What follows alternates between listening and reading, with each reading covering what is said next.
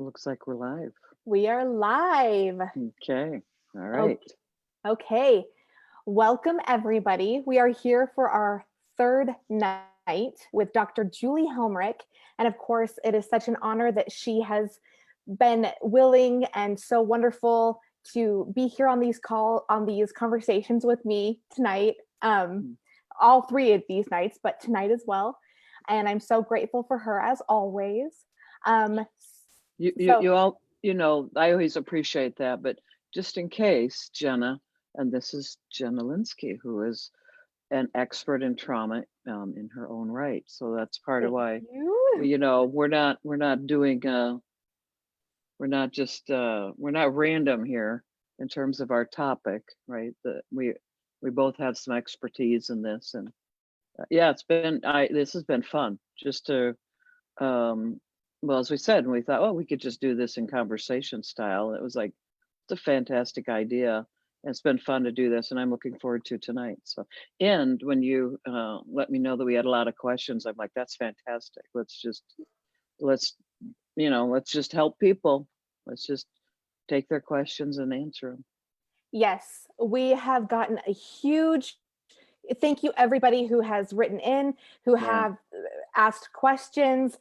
yeah, We had a huge response. I can see what a hot topic trauma has been on people's minds. And it seems like not many people have enough outlets to get their questions answered. Even yeah. people who've been in and out of therapy appointments, counseling appointments in the past, it seems like they're still having a lot of questions and things aren't getting fully answered and resolved in their Hmm. minds. So this has been so great. Thank you for your questions. We've had an overload of questions coming in. So thank you for participating and thank you for being here with us. So we thought that we would just get started tonight with a quick recap. First of all, bad things can happen in your life and it does not have to destroy and ruin your life. Bad things can happen and yet you can come back and be stronger because of it, more resilient and be better for it. This is true. And the science is there, so we should use it. We should really utilize that science because it is there. These things have been Hmm. proven. So Yeah, we don't have to do trial and error. That's the nice thing about science is that somebody else has tried this and erred and tried that and erred and tried that, and then finally they come up with like, here's the package, this is what works. And psychology is really good at that, actually. And it's nice. It's a nice way to live, to be able to give um people some direction and a shortcut. I always think science is the shortcut, mhm, that you don't have to. Trial and error is long, complicated, kind of. I mean, if you have all the time in the world, okay, but I don't. So I'm a big fan of somebody's been here before me, somebody's done it. Has anybody done systematic study of it? If they have, what's the sequence? And we may want to do that, Jenna.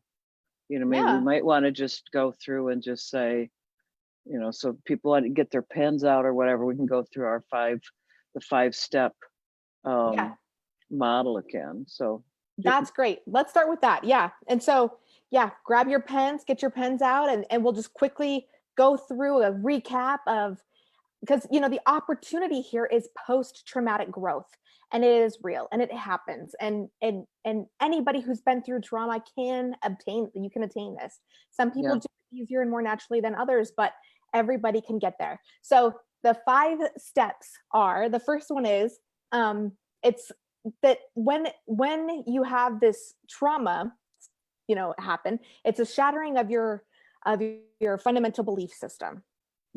Yeah, So so we talk about that, like people need to understand there's a difference between regular life where you're mhm, disappointed and and a shattering of fundamental beliefs. So there's the necessity it's just education, right? We just call it simply exactly.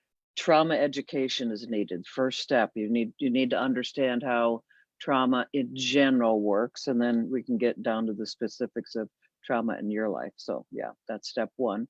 Exactly. So Yeah, the second step is becoming an anxiety management expert, and yeah, being able to have the skill set and being able to learn how to manage it on a day-to-day basis.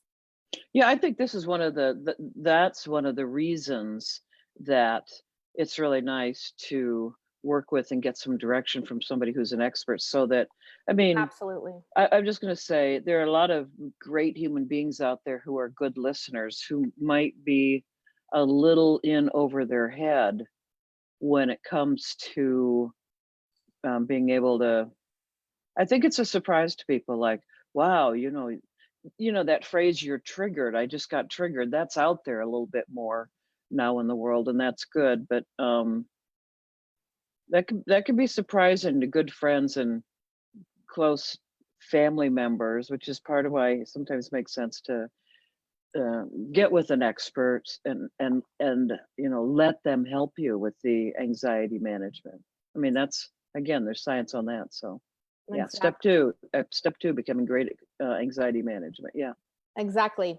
So the third step is we move into that constructive disclosure. And as we've discussed on Monday and Wednesday's call, that sometimes being in a group setting and that kind of one up, like, oh, you had this traumatic experience happen, I had one too, and it was like this and yours was that and mine was, and it just, so having that constructive disclosure where someone is really listening and Yeah. validating you and being Yeah. present with you and able in a position themselves to be able to help you, which frankly not everybody is. So Yeah, exactly. And I think um, maybe an important thing for people to remember in that particular step is one way or the other, language has to be put in the picture. Like, fundamental beliefs, we don't think about it this way, but a belief is languaged and or sometimes just kind of living in your body, honestly. And it's really language that gives you control over and power to um, manage the meanings connected to these difficult events and heartbreaking and world shattering events. And so I mean, the bottom line is language is your friend, and it's getting good at using it. So constructive self-disclosure. Yeah. yeah, So that somebody has to know it is the event that happened to you, but it's the meaning that you put to the event, and that's so language has to come into the picture. So that's step three, right? Constructive self-disclosure. yes. And the Yeah. next is we move into creating that trauma narrative. So the narrative, which was, I was a victim, but now I've survived, and here's how I survived. And these are maybe some resources or things about this, my own strengths, things that I actually had at the time that helped me Mm, survive, which I may or may not have recognized or realized at the yeah. time, but Yeah. they That have made me stronger. Yeah, and that one it's a lot easier to do again in the context of a quality relationship because a lot of us when we go through something and you survive it, you just sort of then you just start taking on the next thing. That's all. But another person, helping you create that trauma narrative, they can see the strengths that you um, uh, basically discovered.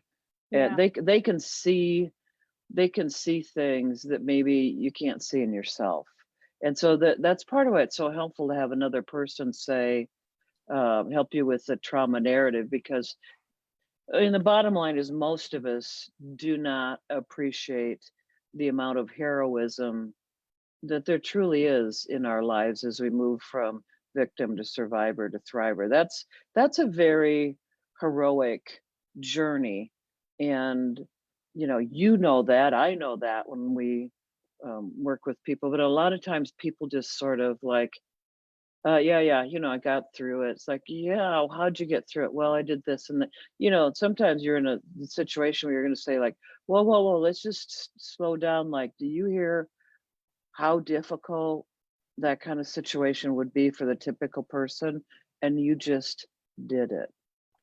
And we've talked about, people in the public who have had major trauma, like Maya Angelou, favorite example of mine. Yeah. And, wow, what she became. And for her, who knows? I mean, in the end, she just is carrying all that strength as if it's nothing. Yeah. But, Yeah. so yeah, so that's creating that trauma narrative, step 4. Well, yeah, and kind of to go back to the examples, there's like, for example, Rick Allen, the drummer for Def Yeah. Leppard, he actually became a more amazing drummer after losing his arm. So like that, Yeah. I mean, these examples are amazing, and I know that they're kind of ambiguous to us because they're kind of abstract examples because we don't really know these people, but these things happen where people are actually better at what they do. They were great before, but they become Hmm. better after these crazy circumstances, Hmm. which are very traumatizing, but yet they really do make people next level great, you know? So Yeah, exactly. They create the opportunity, and the how do you accept the opportunity to make the best use of it, right? And that's language. It's right. going to be narrative. Yeah. Love that. And then finally, the last step is creating that so taking the shattered belief system and creating a robust belief system which cannot be shattered.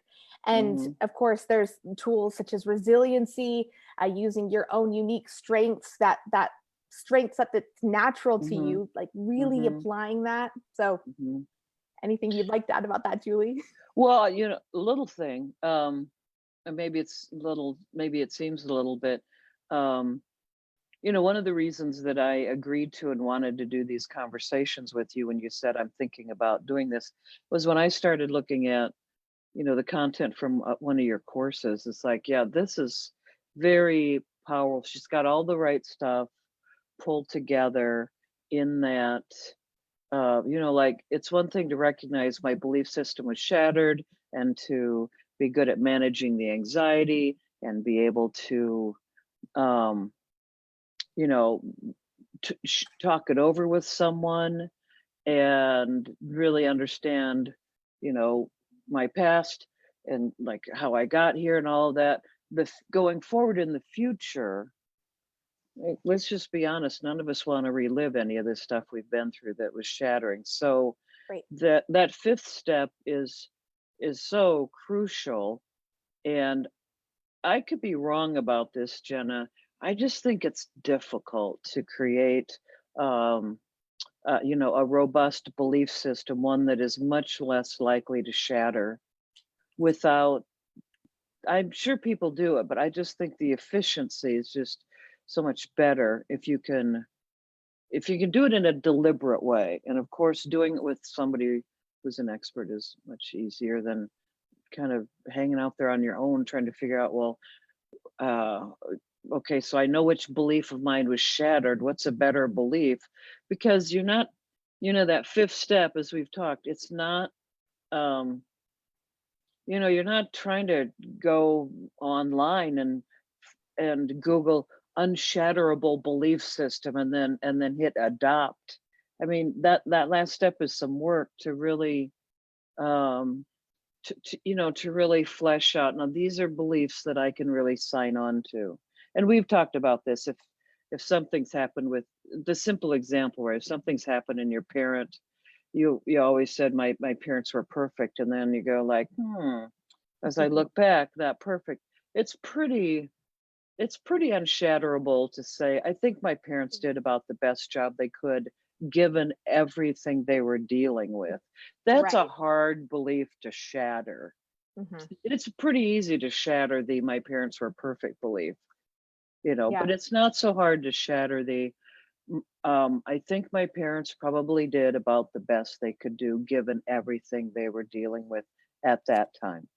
Right. And then, that makes it easy to that creates all sorts of possibilities. So yeah, so that's the fifth step, right? Creating a robust belief system. Yes, that is There the we go. so That's the science in a nutshell the for science trauma. in a nutshell. Exactly. Okay, so Yeah. now we will just dive right in. We already have a question actually Yeah, let's go. from the feed. So, and then I have a bunch of questions that people have sent in via, Hmm. email, and onto my instant Yeah, messenger. and I love it that you were so accessible to people in doing that. So when you told me all the sources questions came in from, I'm like, that's cool. Yeah, Well done. Good idea. yeah. Okay, let's hit it. Okay, John asked, why can some overcome trauma and others suffer from PTSD? What's Good your idea question. on that one? Yeah. Well, I think that everybody, it's kind of that, we all have our own unique strength sets. And so, when you're, um, say the trauma happens as a child, Mhm.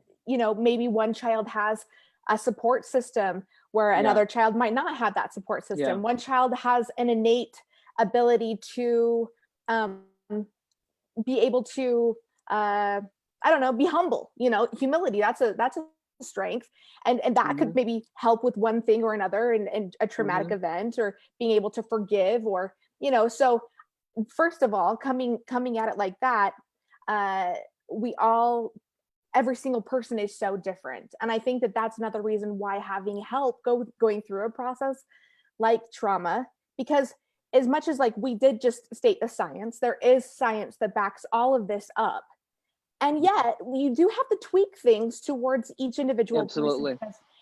because we Yeah. don't all Yeah. have the same support system. We didn't all come from healthy, Right. happy families. Some of us did, and some of us did not, and so that's Well, the difference. and you could come from a healthy, happy family that still And doesn't still, understand what needs, right. because I always think of this, you just said there's science, but it needs to be applied, right? It's like the science of medicine and the practice of medicine, and the practice of medicine, there's something artistic about that. And Yeah. so you can have your version of the flu, or your version of strep throat, or your version of whatever. And part of why we ask an MD for input is that we just gave 5 steps, but that, they're all those steps can be tweaked. And so I think the short answer that I would give to John too, just to add to what you've said, is, you know, extroverts might be able to process trauma faster. They might be more likely to understand the need for other people, maybe. So there's a personality thing in there. And Yeah. as you said, some people are just fortunate that they are around others. I know I had great teachers who were around the whole way, and That's lucky. I had a lot. It is right. I had a lot of Yeah. great teachers along the way and great courses that were really Mhm. helpful to me in reframing some belief systems and all of that. So, Yeah. some of it is luck of the draw. Like you Hmm. just happen to be in the right place at the right time, and the resources were there, and somebody around you understood trauma, and they sort of helped walk you through it. Yeah, you might have a Yeah. strong church community, you might have a strong school community, you might have a strong, community. Anyway, I know we all have Right. questions, but yeah, Community. that's a Yeah. great one to start. Yeah. And one more thing that I want to add to that too is something that I was told often when I was going through my cancer treatment by the nurses is an optimistic and happy attitude is going to help your Yeah. process. It's going to help you be Yeah. healthier after this. So the way that I'm applying that to this now is some people, because I really do, I see that now that having a happy, more optimistic perspective on Yeah.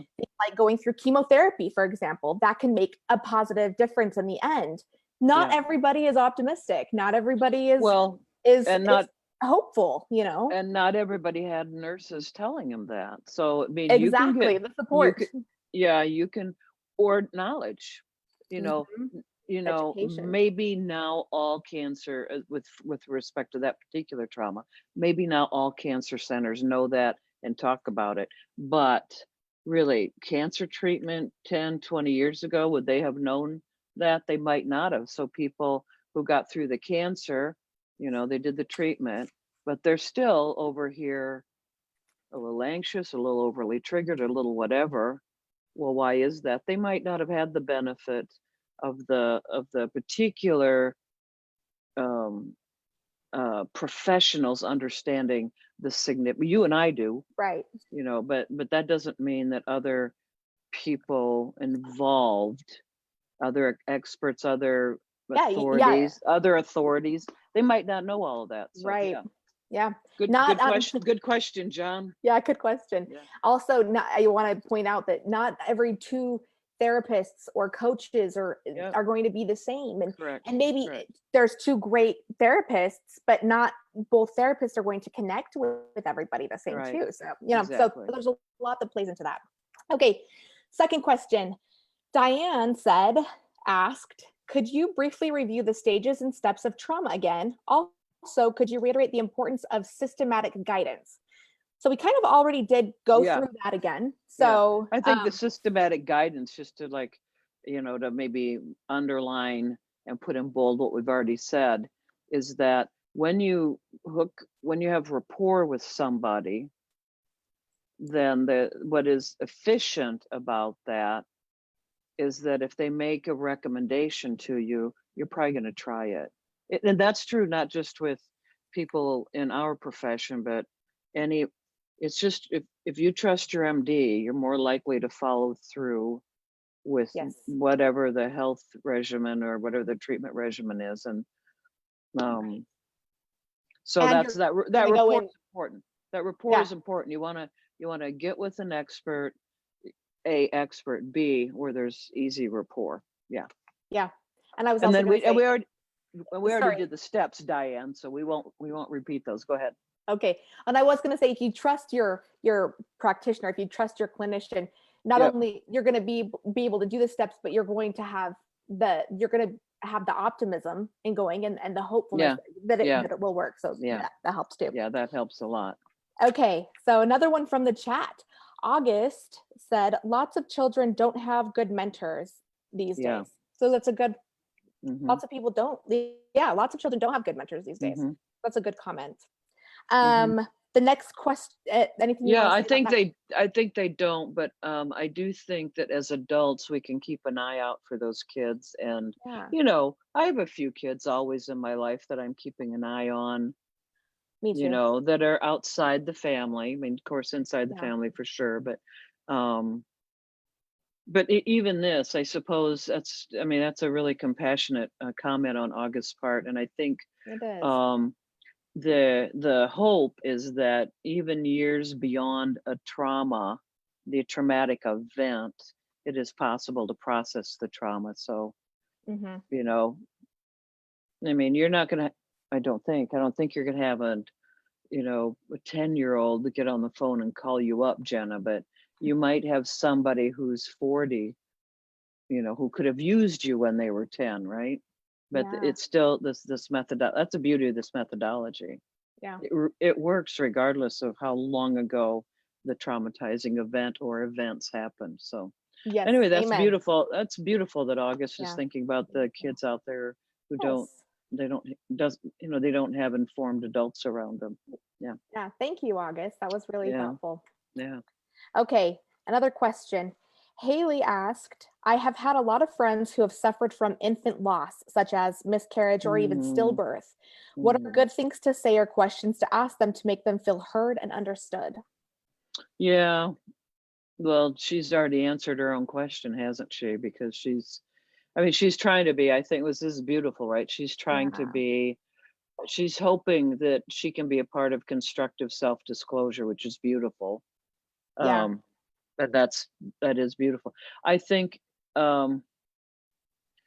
she's already answered her own question, like, it's just deep listening.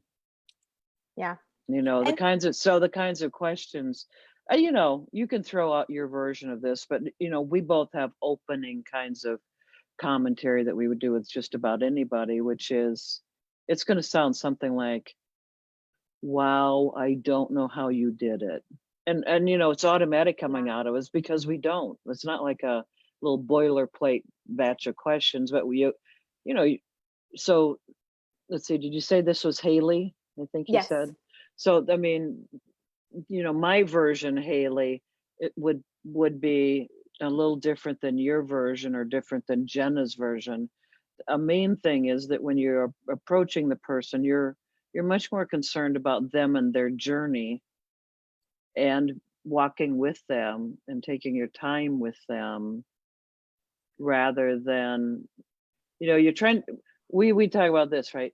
With people, you're trying to be effective. You're trying to go efficiency. That's a really cool thing for furniture and other for policies, business policies. Yeah. But what you're trying to do is with dialogue, right? So she's, bless her heart that she's wondering that, but she ought to make space for the person to talk. Yeah. And all you're trying to do is just give them a way to open up.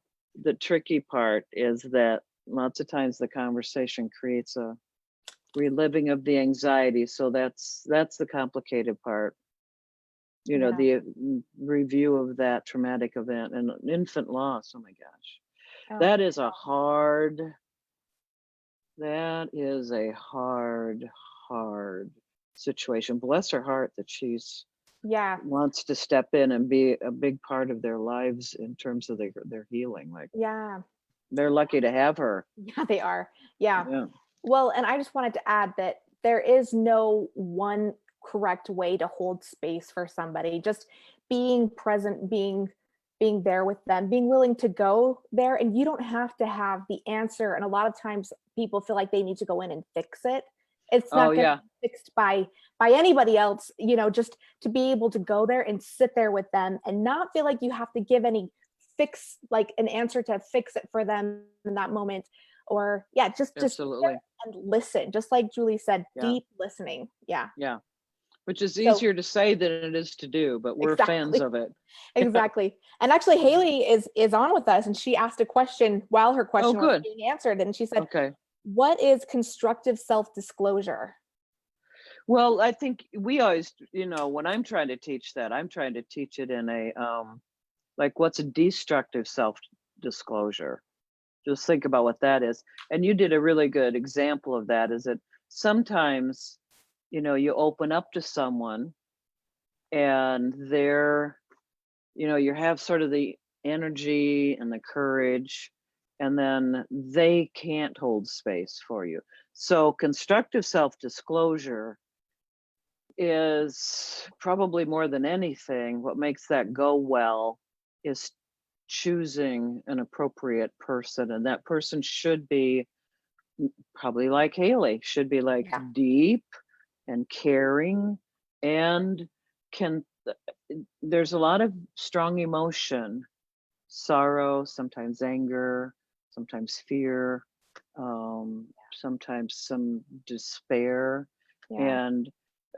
And the constructive self-disclosure means when I'm disclosing, it's constructive for me because the other person, to just use your phrase, Jenna, can hold space in spite of the strong emotion. Yeah. So it's Yeah. not a thing. These are not conversations to do when you're exhausted. Right. They'll take a bit of energy, and Right. so, but that's Something else- beautiful that she's Yeah. like, yeah, I like Haley. I know. Yeah, she actually asked another question too, but before I Okay. ask her other follow-up question is oh man, I might have forgotten it.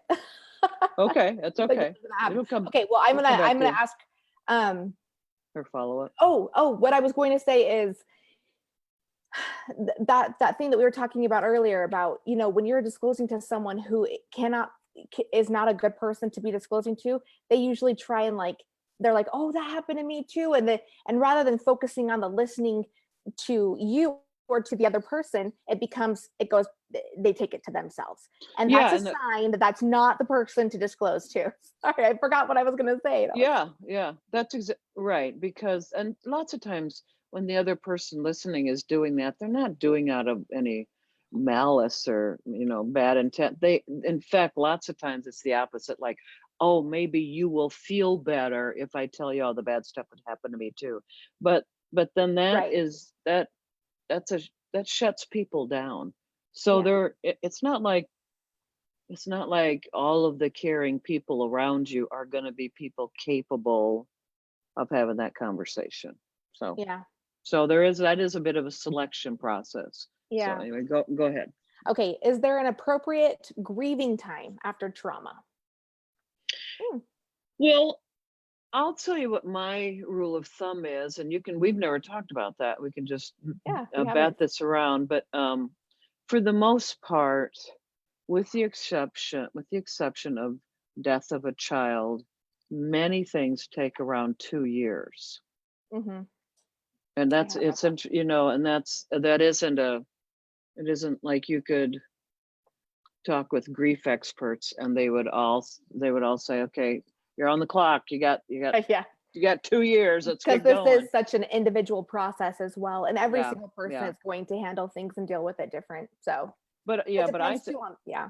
yeah, and I think it's good for people to not be too freaked out about like, wow, how long this is. As a culture, it's a little bit of a bandwagon for me.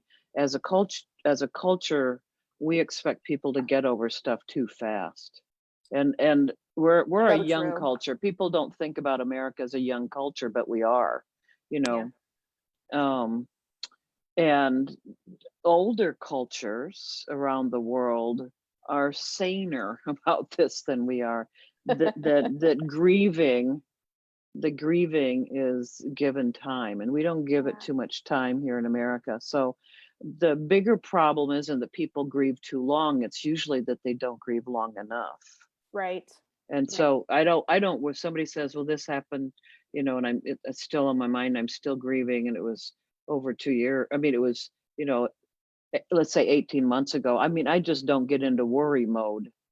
If somebody says this was 40 years ago, and I'm still grieving about this, I'm like, whoa, they're really stuck in a loop, and probably, or they're going to need a hand to get out of that kind of loop they just can't get out of.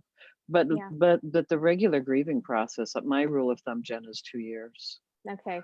Yeah, I've How read was that. that? When you look at your own, from when, not the second, when you finally got all of the diagnoses and you really understood the extent of your cancer, how long do you think it was before you gave up on being able to go back to your previous life?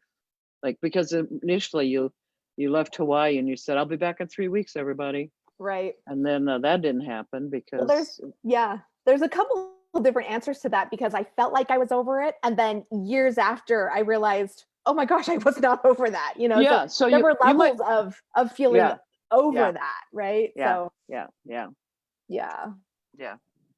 And that so yeah, that really inspired your continued professional it development and really all of did. that. Yeah. Yeah. Okay. Haley did say, I know a lot of people struggle when people tell them they have to get over it by a certain amount of time. Thank you, Haley. Yeah. You have Yeah. been so great Yeah. for, Haley's great. yeah, she is Yeah, they super, shouldn't, especially with the loss of an infant. Oh yeah, my gosh. And miscarriages. Come on. yeah. We're So such really, a as a tough, culture, we are really not good as a culture with understanding the impact of miscarriage. People treat that like strep throat or something. Not yeah. not the person who's not the couple who's lost this child, but Yeah, people others do do. not understand who have not, Right. yeah, been, Yeah. yeah. Yep. Some people do without having been through it themselves, but yet lots of people don't. Yeah. Okay. So Go should we go ahead. on to the next question? Yeah, let's we're gonna try to motor through here. Okay, cool. Okay. Jeremy, how do you help a friend through being cheated on by his spouse? Are there good books or anything I can recommend to him about how PTG, how post-traumatic growth can help him overcome this, since he wants to save their marriage because they have kids together? He is very traumatized about it, but I don't know if he has full-on PTSD or not. Is the diagnosis important? That's a long Right. question. That's a Yeah, there were fantastic a few question. questions in there. Yeah. Yeah, yeah. Well, there's this one, right? There's a layering over on top of the shattering of the belief, which is there's another person involved who you're still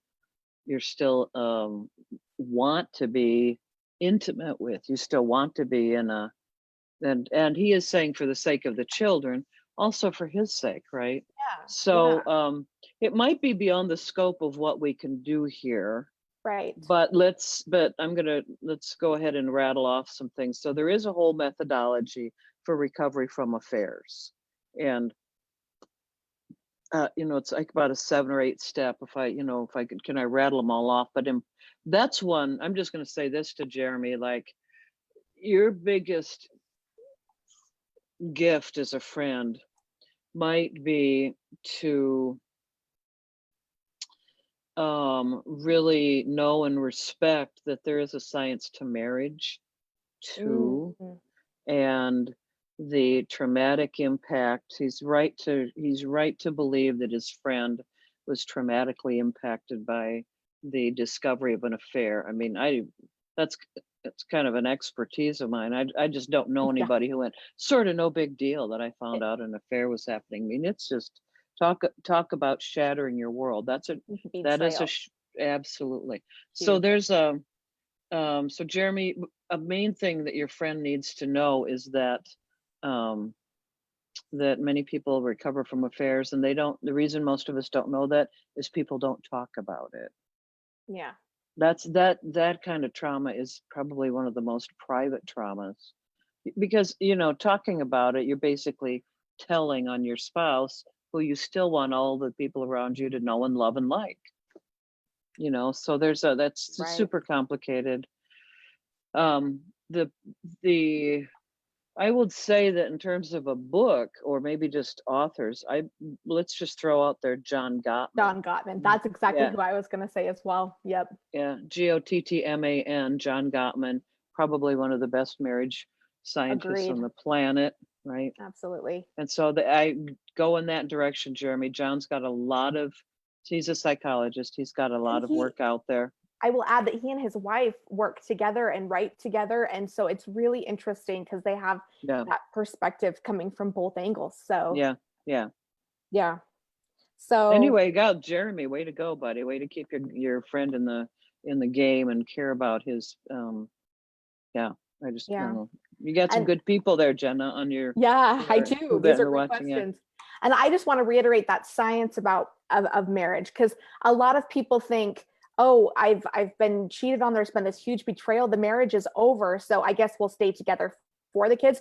And I don't know if this is the situation here, of course, but the science that Julie is referencing behind the marriage, I mean, there's so much there, again, more than we can cover it during this call, but I For just sure. will say that these things, you can work through them.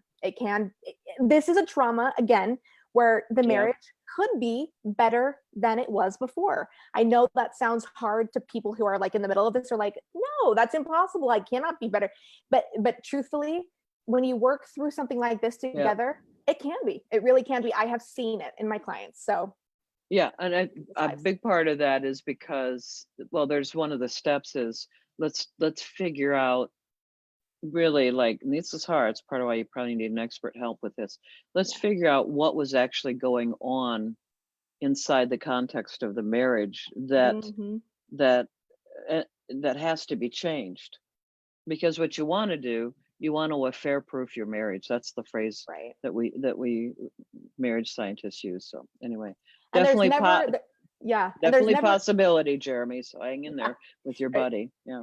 And I will say that it does take everything in a marriage, it takes two. So it's really easy to blame the person who had the affair. And of course, having an affair under no circumstances is ever acceptable.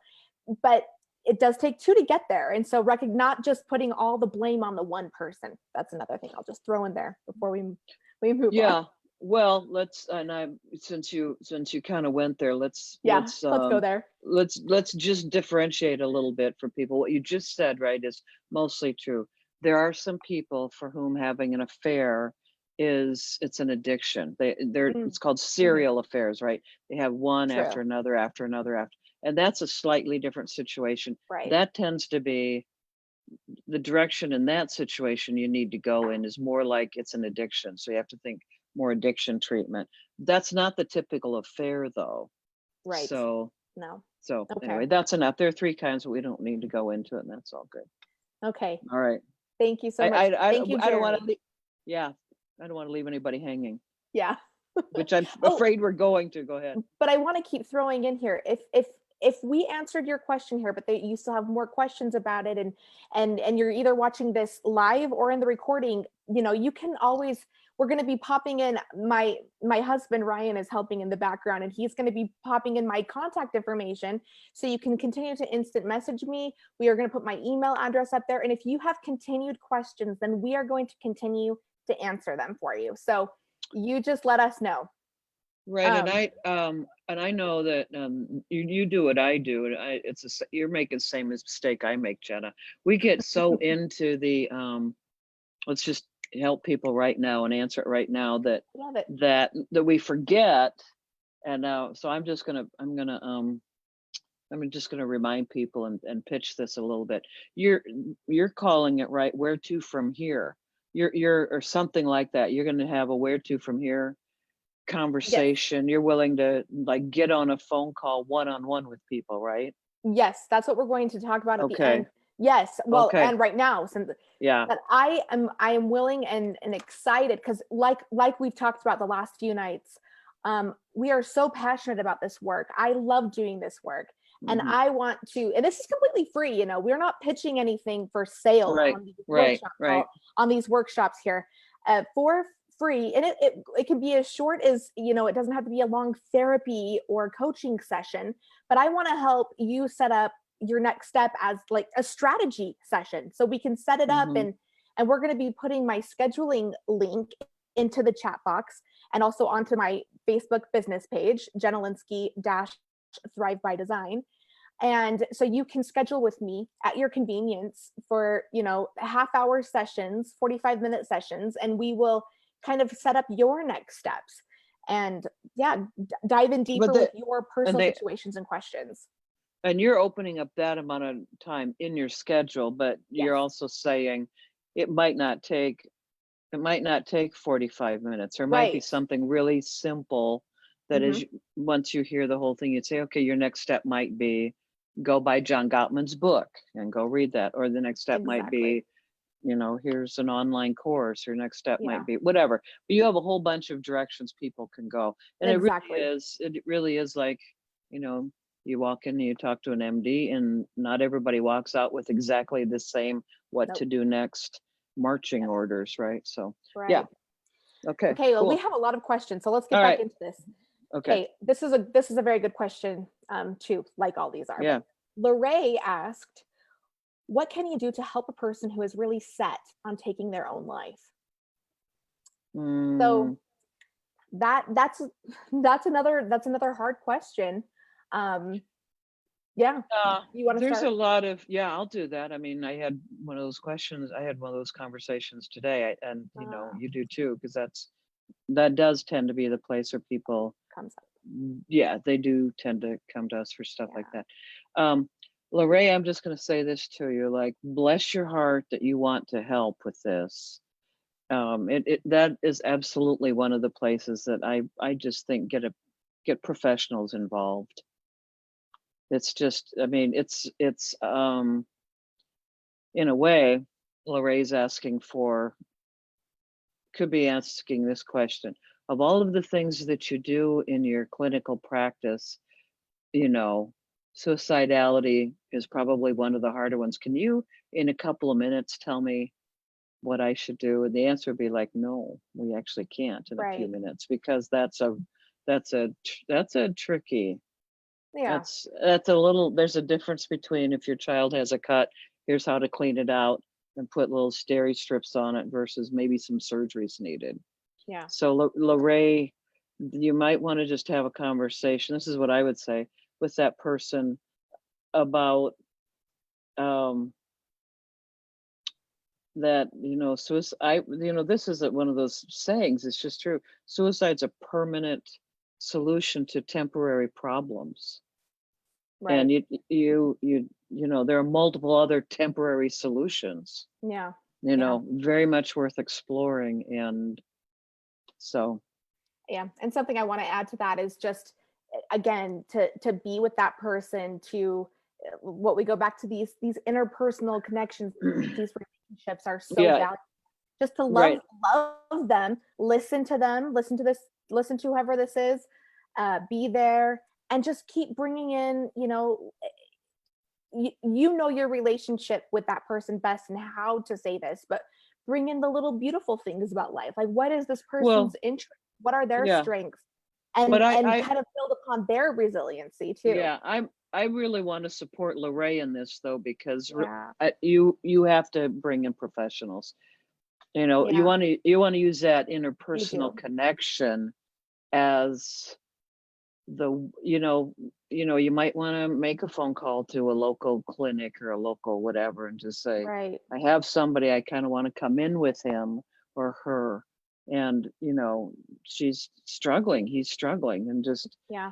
but you do want to get professionals involved if you can, because that's a lot to Right. put on your shoulders. Yeah. And Yeah. it's the regular old be with your friends, right? No, You have no. to get a And little I bigger help. Yeah. yeah, I know Lorraine. I've worked with her in the past.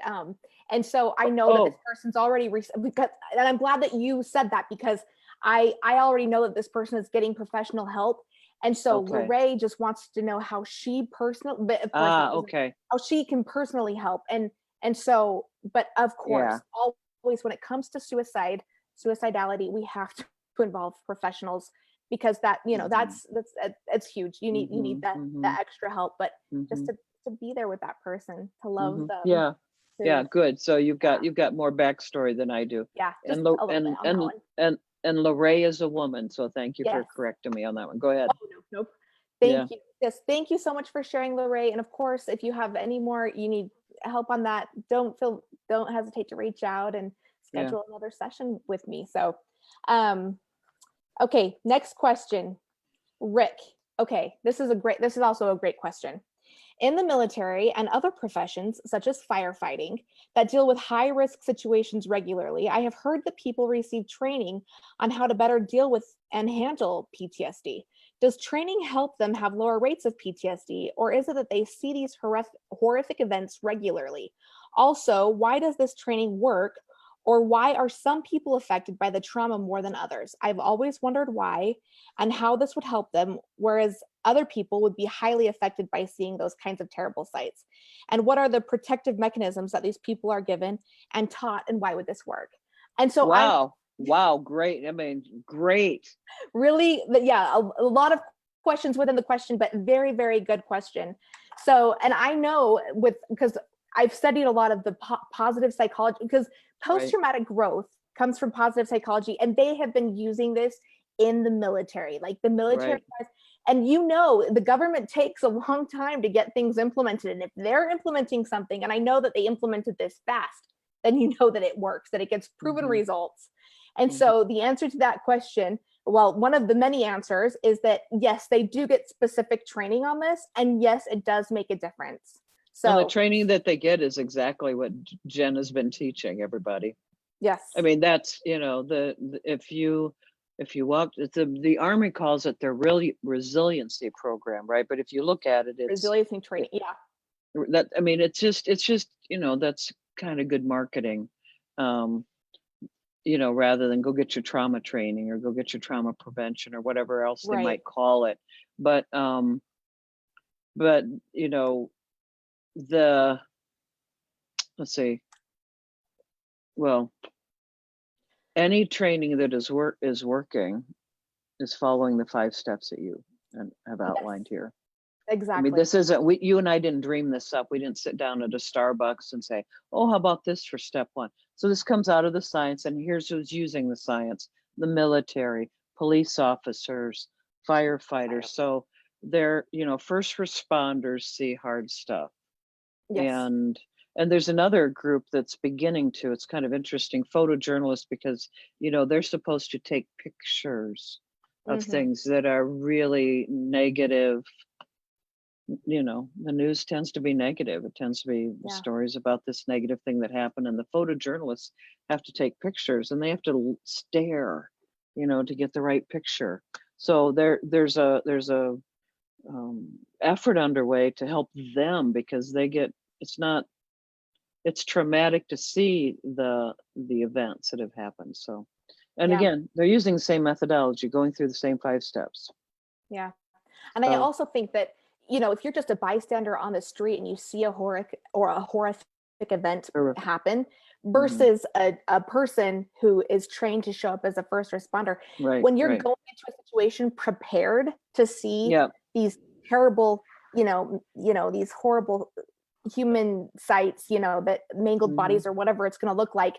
If you're not expecting to see that and you see it, I think that that would make a big difference versus somebody who has the training, goes in expecting to see something. They don't know exactly what it's going to look like, but they know it's not going to be pretty. It's going to be, so, Right. and I'm Well, yeah. And that makes a difference too. yeah, knowing ahead of time. I think probably the most protective to I forgot the name of the person who asked this. Who asked this question? What was the name of the Rick, that was Rick. Yeah. Yeah. So a thing that for Rick, in terms of is that the trained professionals, part of what they know is that they're going to have to put language to it. So, Yeah. in fact, you can tell in those professions, people who are going to suffer more are people who can't or don't want to put language. They sort of like, oh, I'm going to be stoic and tough it out. Yeah. And inside those professions, they know to say, hey, buddy, we got to talk this out. They do debriefings that are specifically set up to help people put language to the experiences that they have as first responders, so that they can do trauma processing before it turns into PTSD. So Yep. it's a great question, and the Great question. again, it's kind of all questions lead to the same kind of answer, which is it's going to be the use of narrative. It's Yes. going to be, yeah, it's The not meaning that you place on it in your mind. right. Exactly. And if you go in as somebody that's going to be rescuing, that meaning Yeah. is shifted already right there. Yeah. You have a heroic, you have a purpose, you're going to help. So that Yeah. also would really shift that perspective. Yeah. But there, and lots of people, it helps to have a spiritual perspective. It helps to somehow Absolutely. be able. So if you were to look at preventive things, people with deep spiritual beliefs have they're fortunate. They can build upon what they already know. Mm-hmm. And so if you were to look at somebody without any solid, robust belief system to build on, they're going to have a harder time in those kind of first responder situations. Anyway, go ahead. We've got more questions, but Yep, we great do. question. Yes, Yep, great let's do it. question. And Rick, if there is anything lacking in the response, then please reach out. We can get on that more. So, okay. Dave said, when you feel like you're at the very bottom, what is a good first step? Get on the phone. Yeah, I love Right. that one. Exactly. Reach out. Don't be alone in this. If there's something bothering you, if there's something that's hurting inside, then don't just sit there. I mean, you can write about it. We talked in the last couple of nights about that intrapersonal world, getting in there and writing it out, but go and talk with someone. Don't just suffer alone. That's never, that never And helps. I'm gonna, you know what, and I'm gonna say what you just said, but I'm gonna say it a little differently. I'm gonna say to Dave, it's hard sometimes when you're at the bottom. It's even hard to get up and walk out the door and go see someone. So grab your phone, grab your phone and have a phone call with somebody. And that's why, when we were talking about doing this, how were we going to end it? And the way to end it was maybe you should, what if are you willing to give people what's the next step kind of phone call one-on-one? Because so Dave, is it Dave? Dave, Dave, call Jenna. That's the next step. Go ahead. Schedule with me. That's your next step. Exactly. Okay. Thank you, Dave. That's wonderful. Okay, Holly asked, can I get a professional opinion from you? My dad is constantly cutting me down and then I cry and he gets mad and says that I have problems. He says that I can't control my emotions, and if I get depressed about the things, he says that it's my own fault. Well, Holly, I mean, your dad is not an expert on how to manage. Yeah. What's your dad's story? What's his trauma, So, So, I mean, she needs to, bless her. First of all, Holly, fantastic that you asked the question. You're reaching out. Second of all, you're probably going to have to learn to love your dad on the one hand, and on the other hand, understand he's not an expert in how to become more resilient. Jenna is, but your dad isn't. And this is one of those you're going to have to learn how to love him a little bit from a distance and get around people who can help you process really difficult negative emotions, so that it's all the stuff Jen has been teaching, so that it becomes so the events of your life that make you pretty sad and have moved you, so that you can put language to that and you can make better sense of it. And it is not, she's sort of implying that she's being told, you're a wimp, you're weak, that's why these things affect you. And that's untrue. They're affecting you because you don't have the skills yet, underline the word yet, to process that trauma. And that's why, again, I'm just gonna, Right. I know I'm sort of, maybe I'm overdoing this for you, Jenna, but I'm so happy you said you were going to schedule with people to give them Yeah. some direction, because who knows where people are from all over, but there are resources, and online is a resource. And um in that particular situation, Holly, your dad is just not going to be your big resource yet, Right. This is a you know. perfect example that Yeah. not all two people, the Yep. constructive disclosure, right? Not Exactly. every single Perfect. person out there is going to be the one, Capable, right? right, have those skills to be able to help. So Yeah. if one person is making you feel worse about yourself, is making, if you're crying and they are not able to be sympathetic, I mean, we can feel compassion towards that, but if somebody can't feel sympathy or have empathy for others, Yep. that's their own thing. And we don't, Yeah. but There's find no someone. judgment. Yeah, There's no no, judgment on the exactly, dad here. no It's judgment just that there. it's a realistic critique that he's not the guy to go to. Not everybody can do this, so go to Yes. somebody Yeah. who can. Go to somebody Yeah. supportive, have that Yeah. supportive person. Yeah. Yeah, schedule Exactly. Yeah. a free A strategy. strategy. Yeah. Yeah. Where to from here? Whatever. Yep. Whatever you're calling it. Schedule it. Anyway, go ahead. Okay, let's see here. Okay, I know that I have depression because my doctor, oh, this is Julio. Sorry, I forgot to say who it was. Okay. Julio said, I know that I have depression because my doctor told me I do, but sometimes I feel like it's PTSD too. I don't know. What do you think? Is that even possible? Yeah. The answer Absolutely is possible. yes. For sure. Yeah, a lot of times, for a Mhm. long time, Mhm. PTSD, post-traumatic stress disorder, right now it's a big buzz topic. Everybody's hearing about it now, but for a long time that wasn't the case. And so people were getting Mhm. diagnosed with bipolar, with borderline personality, like a lot of Yeah. different things, when actually depression, anxiety, when actually these were all post-traumatic stress disorder symptoms. So if there's, Yeah. yeah, so I it's think totally possible. here's another sort of thought on that, Julio. Is a really simple thing, is like whatever the whatever the label, it makes a little bit of a difference if there's medication in the picture, but for the most part, the reason post-traumatic growth the reason that methodologies that Jen and I have been talking about um turn into post-traumatic growth is that um I mean, how should I put that? I've been thinking in simple language. You can be, you can have debilitating anxiety and engage in post-traumatic growth kinds of stuff, and you'll get less anxious. You can have depression, engage in post-traumatic stuff, and you will have your depression will lift. In other words, it in a way, we're sort of saying, because it's true, that if people engage in growth producing methodologies, their depression, their PTSD, their anxiety, there are lots of things that are healed through growth.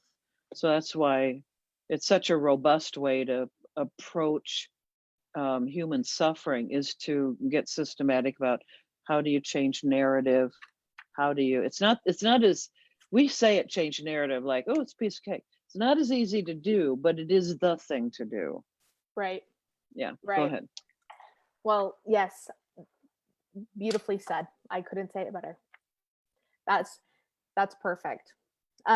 So thank you so much, Julio, for sharing. And yeah, I guess we'll just go on to that. So we got a question from Haley on the chat. Do you have to keep people in your life who may be emotionally abusive or caused trauma, even if they are family? I think very personal. Yeah.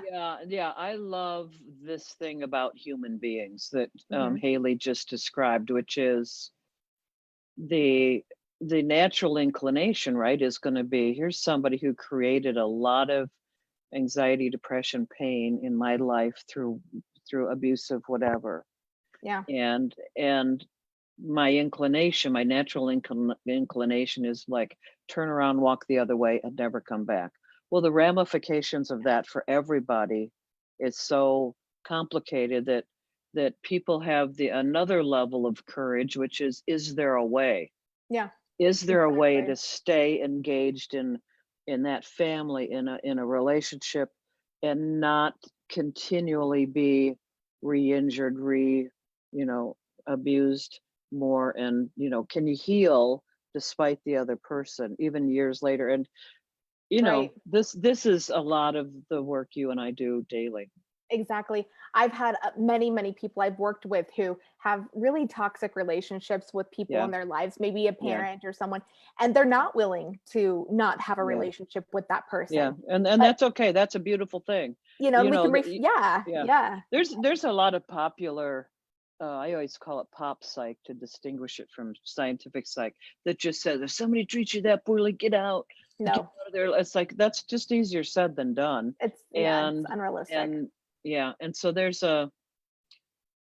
again, that's really why some professional, input from somebody who knows what they're doing is a good idea. But Right. I don't, I'll tell you, I think there are some, unfortunately, this often comes from sort of religious corners where people will say, well, just suck it up. They're your family or they're whatever, and you're just going to have to tolerate it. And that's not really the direction to go either. So Right. this is probably one of those things where the idea of like one size fits all is like not really. You really need to have a conversation.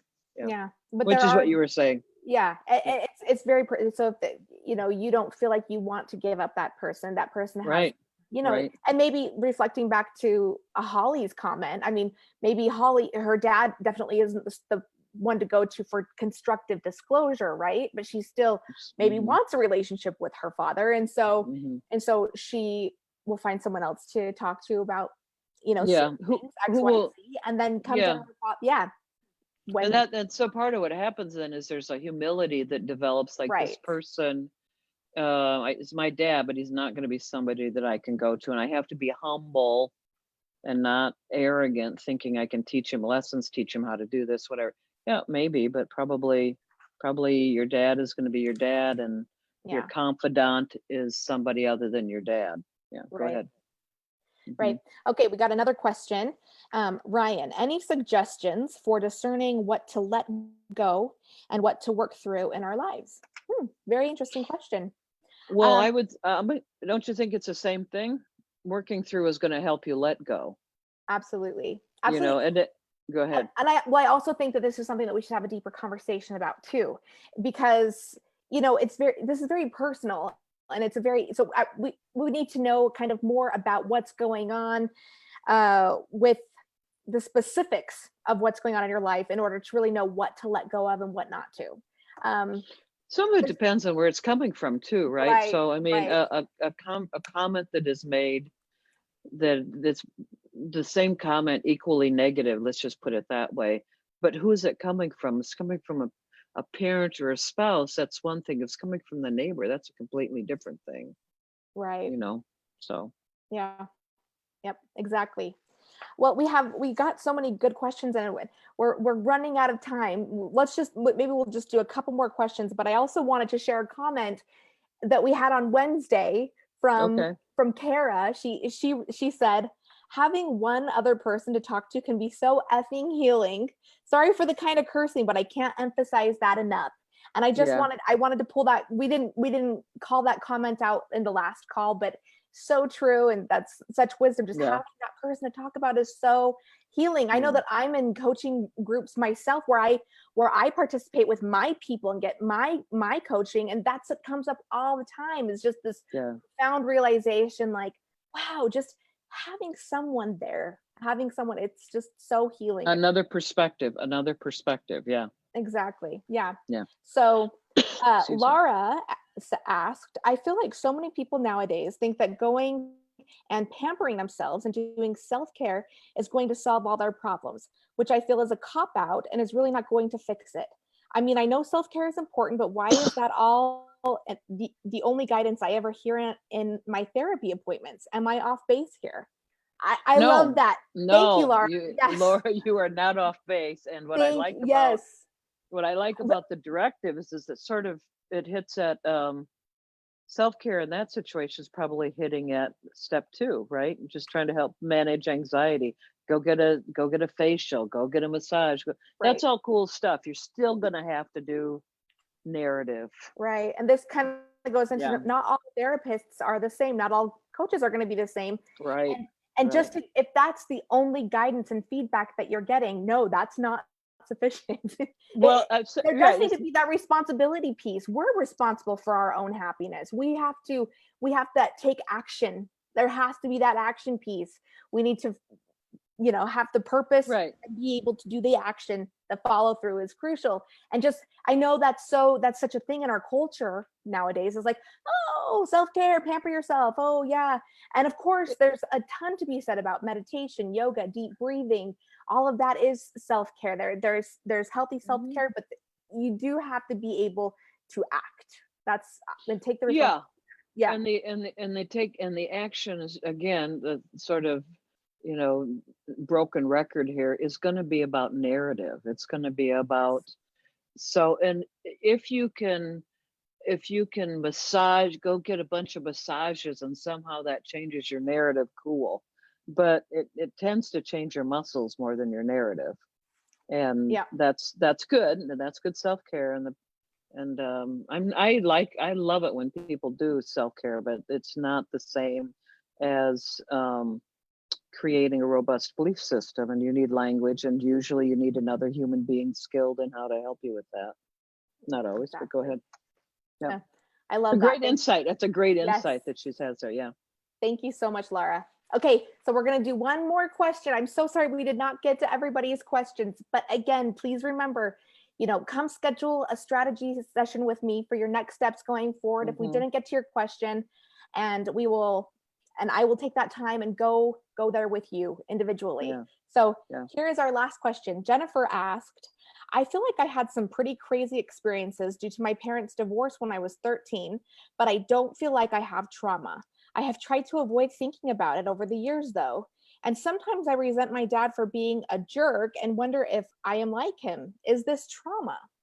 I would say yes, that is, again, as we've talked about in previous calls, there's various stages, there's various levels of trauma. It's not, maybe someone who's dealing with a traumatic incident, or maybe they don't have all of the post-traumatic stress disorder symptoms. So you may not always be diagnosed with this diagnosis of PTSD. However, if there's something that you're holding on to for whatever reason, it's kind of what we talked about, what Julie brought up. It could be there's something there that's unprocessed. And I don't know if she gave the example in the call or not about did you give the example about the unprocessed? You did, the unprocessed food in the stomach. And if you don't process through that, it could sit there for years.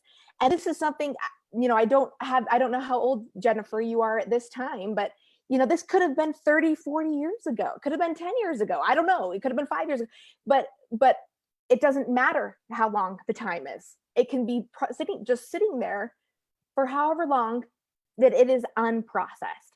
So processing through that, you might not have PTSD, but if there's something that you're holding on to, it could be very helpful to get a strategy session and kind of get to the next steps of how to work through that. Yeah, and sometimes that's sort of why I use that analogy of it sitting in your stomach, because we don't think of like, well, the thing that's in my stomach is something that I'm holding on to. We just think of it like it just seems to always be there and nothing happens to it. Exactly. It just doesn't go away through regular digestion. So then that's the analogy then is it could be unprocessed trauma. Yeah. And that narrative helps people process trauma. And I remember hearing you over the years in conferences, you had an example about leather. I love that one. Could you share that one?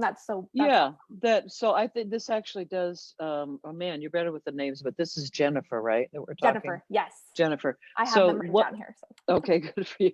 So Jennifer, an analogy that I developed over the years is this idea of, there are lots of ways to put something on sort of over you that is protective. And one of the things Jennifer said is, I don't think about it.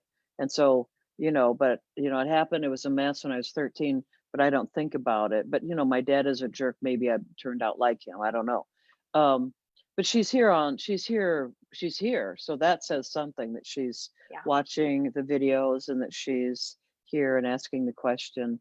And so there's something there that she's thinking about, right? That sort of haunts her a little bit or something like that. Well, one way that human beings do this is just normal, typical, is like, I will protect myself by surrounding something around me so that I won't be hurt. And so, and I used to, my office that I used to be in was set up in such a way that it was a simple analogy, because the building had 6-inch block windows, and I would look at them and say, Wow. well, those are strong, those are tough, and especially if it was a rainy day or something, or a stormy day, like, they're really protecting us. That's one kind of protection. But if you're going down the highway on the back of a Harley Davidson motorcycle, or in the front, do you want to be wrapped in glass block? Like, maybe you don't. Maybe what you want is leather. And the thing about, I used to work in a leather, in a hide factory, so that's part of why I know how leather is processed. So leather actually goes through quite a few stages before it becomes this lovely, strong, soft thing that we can wrap around us. And I have a scooter that I ride around on. It's very chilly here in Milwaukee, but I wear a leather jacket on that. I would never wear any, and the leather jacket, if I were to fall on the scooter, is soft enough and strong enough to protect me. And I think that's the nice thing about processing trauma, is that it's a little like taking something raw and turning it into nice, soft, strong fabric like leather. So Yeah. people who've had multiple traumas, Powerful. who've processed it, it's like they're walking around in beautiful leather. They're Mhm. protected, but it's soft. If somebody's wearing a leather jacket, it's kind of nice to hug them. It feels great, Yeah. you know.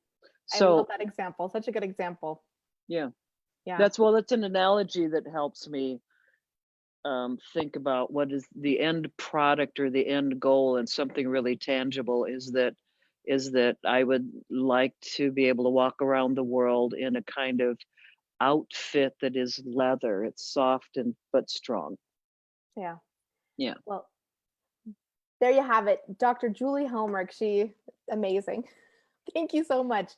And please, these examples, if we haven't got to your question here, please don't let it go unanswered. Please reach out, schedule a session with me.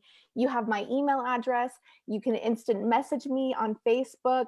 I believe my husband has included my Instagram. You can send me a message there. And you can also click on my link to actually schedule right into my calendar. So please Mhm. reach out. Let's keep this Ca- going. Let's set up a ca- Skype session to talk about your next steps. Can you let me ask you this really quick, Jenna, before we go? Okay. Um, you've given people multiple channels to reach you. Mm-hmm. Would it, you know, is it more efficient for both you and the person with the question to just go directly and set up Yeah, a strategy session with you? Because that would be direct. That Julie has a great point. Just if you go yeah, right in there, you can just set up, but that's much more efficient. And then yeah, we can really talk there. yeah, That's because probably the you're best. I was gonna say, because I've done this before, and I think you're gonna end up answering questions like in your Facebook Messenger, and then your answer is gonna end up with, we ought to talk about this. And so, Right. Yeah. I've done it. So anyway, I'm just suggesting a Thank shortcut you. to everybody. I don't know. So Honestly, getting some next steps in the strategy session absolutely. would be absolutely invaluable. And I have been doing this for 12 years. My expertise is trauma, just like Dr. Julie Helmrich. And Hmm. just getting a specialist, Yeah. just to help set up a couple of Yeah. steps and Yeah.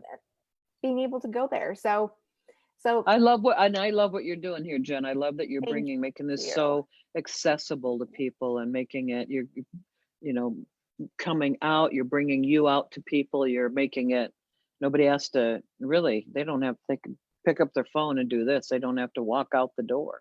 Yeah. So I love Well, it. I love what you're doing. thank you. This is so important. Okay. And people having this unprocessed trauma, you know, I'm just so passionate about helping people process, get through it. I mean, Yeah. you do Yeah. not have to struggle. You do not have to suffer. Maybe it's been months, maybe it's been years. And why waste precious time? You know, let's talk about this. You could, you know, be in such a different place with just a couple of simple steps. So let's Yeah. do this. Yeah, All right. let's do Jenna, it. thank you for inviting me to do Okay. this. It's been an honor. Thank you. Been Thank an you honor. so much, Julie. Appreciate it. Yeah. All Okay. right. Bye, everybody. Bye. Thank you.